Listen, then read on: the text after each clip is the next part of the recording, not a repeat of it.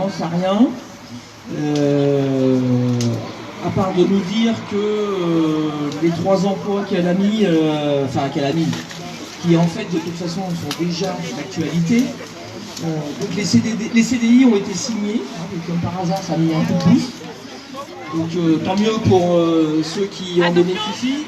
Par contre, voilà, il faut quand même que pour pouvoir avoir ce genre de choses, il faut qu'on se mobilise pendant, faites le calcul, hein, depuis le 18 octobre, ça fait quand même cher payé. Donc à un moment donné, il faudrait que tout le monde s'y mette, parce que c'est vrai qu'on ne peut pas continuer comme ça. Tout le monde est sur les nerfs, tout le monde est fatigué et qu'il faut absolument que nos collègues comprennent que la Poste est en train d'organiser le saccage de nos métiers. Et quand je dis saccage, je dis pas des blagues, c'est une réalité et il suffit de discuter avec ceux qui sont dans le bain aujourd'hui pour comprendre que ça s'organise. Le fait de ne pas faire en sorte que le courrier soit distribué, c'est bien une manipulation que la Poste met en œuvre. En distribuant le courrier en 3 vagues, ça permet aux clients de s'habituer au fait qu'ils aient le courrier 2 fois par semaine. Voilà. Donc ça, si les citoyens ne le comprennent pas, ça va engendrer la perte du service public. Hein. Voilà. Donc après tout ce qui est distribution autre que le courrier entre les colis et tout ce qui consiste le boulot, et ben voilà, ça aussi on nous rabâche les oreilles Amazon en nous disant il y a Amazon, il y a Amazon, il y a Amazon, mais il y a les postiers aussi, et les postiers ils font bien leur boulot. Donc il suffit pas de dire qu'il y a de la concurrence, il faut aussi que la Poste donne des bonnes conditions de travail pour que vous puissiez faire aussi votre boulot. Et je ne doute pas sur votre capacité à avoir la capacité professionnelle justement pour faire ce que vous avez à faire. Ensuite, du coup, hier, il y a Nicolas qui a été remettre une motion dont il va vous en parler, à Madame Hidalgo. Alors après, on ne se fait pas trop d'illusions non plus sur l'aspect des choses, mais disons que ça brasse et qu'il faut que médiatiquement le relais soit fait pour que derrière, voilà, ça se bouge aussi et qu'on ait gain de cause. Parce qu'en fait, il ne faut pas qu'on oublie que pour la revendication première qui était de décaler la réorganisation de 3 mois, on en est à 40 jours de grève et que pour l'instant, ils ont installé leur merdier, que derrière, il y a 5 emplois, mais ce sont des emplois qui existaient déjà, donc au final, ça fait 0. Et nous, ce qu'on veut maintenant, c'est des emplois supplémentaires pour que toutes les tournées soient faites correctement dans des bonnes conditions. La deuxième chose, c'est un samedi sur 2. Et la troisième chose, mais après à rajouter s'il y en a d'autres, hein, des revendications, c'est que toutes les tournées qui sont dites adaptées soient réellement adaptées. Voilà, parce qu'aujourd'hui, c'est pas le cas non plus. Après, on peut aussi rajouter sur la liste des revendications des choses, c'est pas un problème. Donc je passe la parole à mes petits collègues. Juste 30 secondes pro, parce que pendant que tu parlais, je me disais, c'est quand même tout de même fort de café, même si on n'en a plus ce matin, c'est les mêmes qui n'ont pas vu arriver Amazon, qui aujourd'hui nous disent qu'ils savent comment on va réorganiser. Ça, c'est quand même fort de café, quoi. Donc on ne peut surtout pas compter sur eux pour notre avenir à nous. Ils ne font que passer, récupérer du pognon et se barrer. Voilà, c'est juste mon petit coup de gueule. C'est très juste. Et je pense qu'aujourd'hui, déjà, la première chose, c'est ce qu'il faut mettre en avant, c'est la lutte exemplaire, en fait, du centre courrier d'Albertville. Moi, je pense que ni les postiers, ni les représentants syndicaux ont pensé qu'on allait se retrouver 40 jours après le début de la reconductible, et encore plus si on prend la journée du 5 octobre où le bureau était massivement en grève. Et cette grève-là, elle est exemplaire, et la Poste le sait. Et c'est aussi pour ça qu'elle met tous les moyens, elle fait tout pour pas en fait, revenir sur la réorganisation. Elle est aussi exemplaire parce qu'elle démontre que les tournées sacoches, ça ne fonctionne pas, ça ne marche pas. Les tournées sacoches, c'est une saloperie qui est faite pour casser le métier de facteur, qui est fait, c'est un type d'organisation du travail qui est fait pour sous-traiter après, dans un délai qui sera malheureusement, qui risque d'être très court, à des auto-entrepreneurs, ou faire sous-traiter ça dans les petites communes à des employés municipaux. Et là, elle est exemplaire aussi, et là, en fait, c'est un peu un message pour les collègues des autres centres courriers qui sont là. Maintenant, l'enjeu. L'enjeu, en fait, c'est de s'appuyer sur la grève d'Albertville pour développer un mouvement de grève sur l'ensemble de la Savoie pour faire tomber les tournées sacoches. Et ça, c'est fondamental et c'est le moment. Et je pense que les collègues des autres centres, il faut qu'ils retournent dans les centres pour expliquer ça aux collègues. Parce que si les tournées sacoches, elles tombent à Albertville, elles tomberont dans les autres centres. Si les tournées sacoches, elles passent à Albertville, elles passeront dans les autres centres. C'est pour ça que cette lutte-là, elle concerne tous les facteurs de Savoie et plus largement tous les facteurs de France.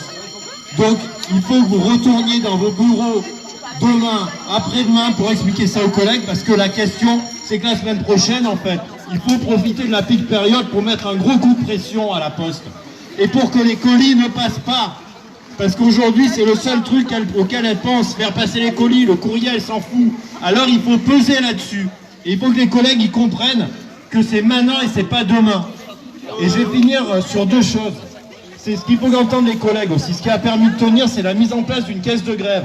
Cette caisse de grève, elle est faite pour tous les grévistes. Donc plus le mouvement s'élargira, plus les gens feront grève, plus ils pourront bénéficier de la caisse de grève. Donc les collègues qui disent « j'ai pas les moyens de faire grève », il faut répondre « on a une caisse de grève qui est largement alimentée et on l'alimentera encore plus s'il y a d'autres bureaux qui sont en mouvement ». Et je finirai sur un truc que je viens d'oublier, c'est dommage. Non, je finirai sur la nécessaire mobilisation. Voilà. La nécessaire mobilisation, on voit bien que déjà ça fait avancer plein d'éléments, ça fait avancer les choses, c'est parce qu'on se bat. Et aujourd'hui en face, ils veulent nous convaincre qu'on est impuissant, qu'on n'a pas de possibilité, qu'on ne doit rien faire et qu'on doit accepter. Eh bien, cette grève à Albertville, et c'est ça qu'il faut dire aux collègues, cette grève à Albertville, c'est la preuve qu'on peut faire, qu'on peut se battre, et à la fin, c'est nous qui allons gagner.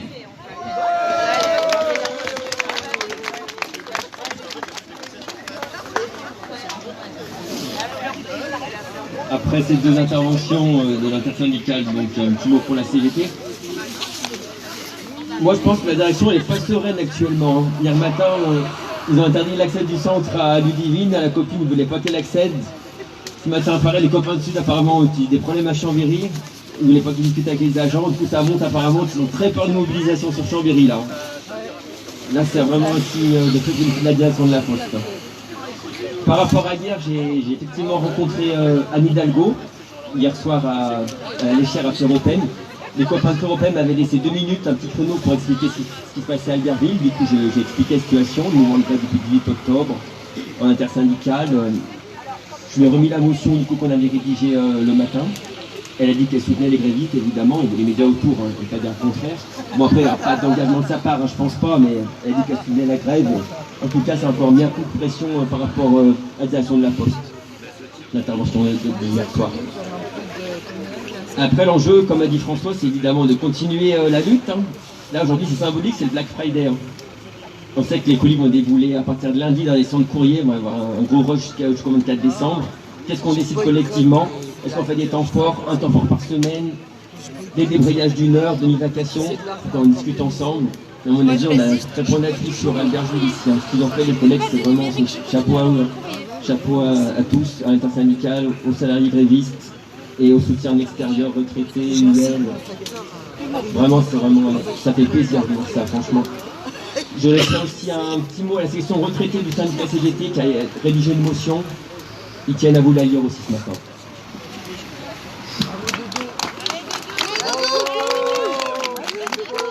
Salut à tous. Donc pour ceux qui me connaissent, c'est Doudou bien sûr. Donc j'ai fait toute ma carrière alors, à la Poste d'Albertville évidemment, en tant que délégué CGT. Donc aujourd'hui je suis passée de l'autre côté puisque me voici retraitée déjà depuis 15 ans. Donc effectivement depuis 1974, j'avais jamais connu un tel mouvement aussi important et cette solidarité qui j'espère va durer encore très longtemps avec les 3 organisations syndicales. Donc ça, c'est une puissance énorme, énorme, je veux dire. Et donc je vais vous lire, en tant que retraité bien sûr maintenant, toujours actif quand même dans le syndicat, la motion qui a été de soutien, qui a été faite pour vous. Donc les 25 CGT FAP de Savoie réunis en Assemblée Générale le mardi 16 novembre ont voté à l'unanimité une motion de soutien aux salariés grévistes du centre d'Albertville. Leur lutte contre les réorganisations de la Poste et leurs conséquences, tant que les salariés que pour les usagers, doit être entendue. Par vous, bien sûr, haut et fort. Dans le contexte actuel qui valide la nécessité de services publics forts et efficients, leur remise en cause par les réorganisations qui l'affaiblissent ne peut pas rester sans réaction. Les services postaux sont un des derniers remparts devant l'exclusion numérique qui touche fortement les retraités. Leur proximité avec les usagers doit non seulement être maintenue, mais accrue.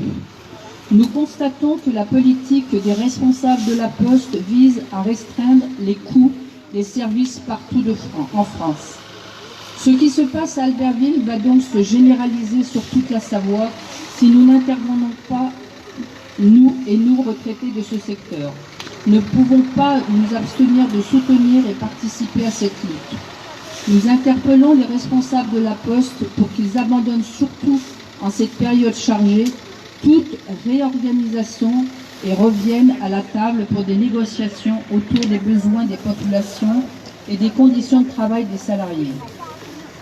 Nous interpellons tous les acteurs politiques afin qu'ils s'engagent au travers de leur mandat à garantir l'accès au service public postal de proximité, seule garantie d'un aménagement territorial de qualité sur la Savoie. Nous, retraités CGT de Savoie, participons et participerons aux différentes initiatives organisées par les salariés en lien avec les organisations syndicales parties prenantes. Voilà, on continuera, je continuerai, nous tous retraités, et je vous souhaite bonne lutte. Voilà.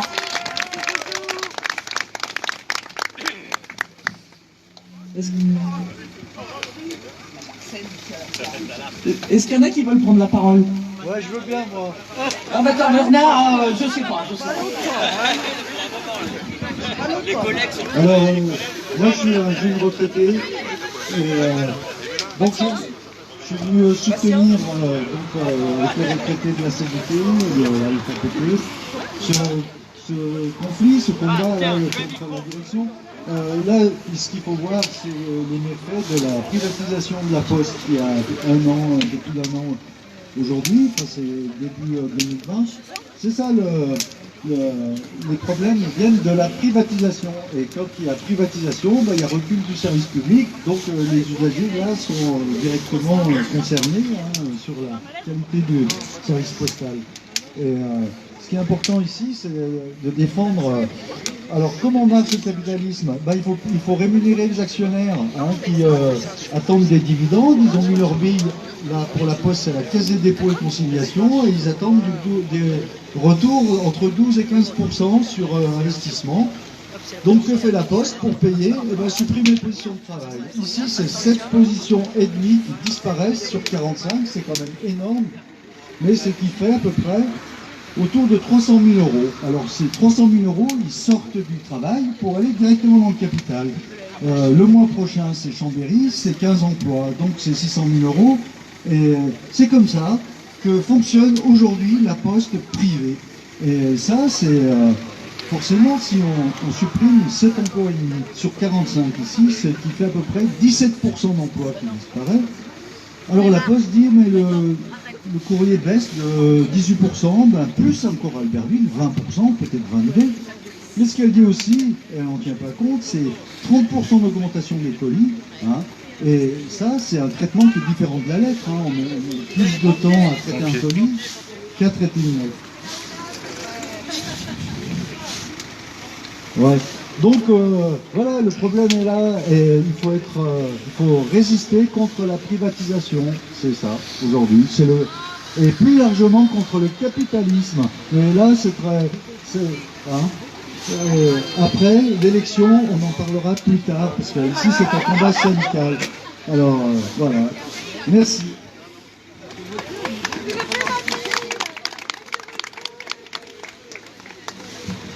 Est-ce qu'il y a des collègues qui veulent prendre la parole? Je pense que ce serait bien en fait. C'est que ça peut être un peu impressionnant de prendre la parole au micro, mais peut-être des collègues d'autres centres pour expliquer un peu ce qui se passe aussi. Ce serait pas mal quoi. Allez, un petit mot sur ce qui se passe dans les autres centres peut-être. Chambéry, Hermillon, et puis ouais, faire un peu le tour de qui est là en fait. Quels centres sont présents alors? Donc il y a Chambéry, levez la main.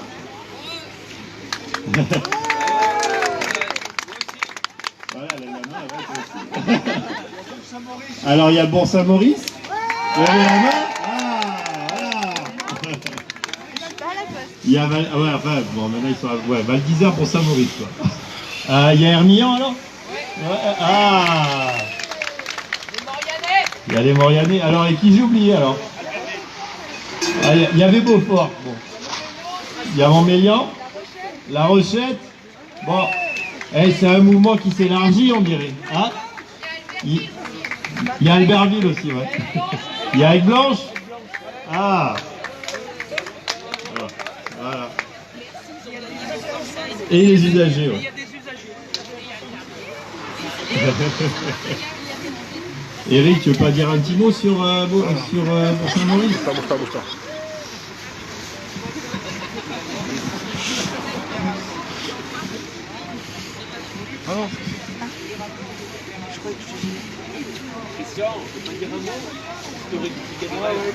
Christian.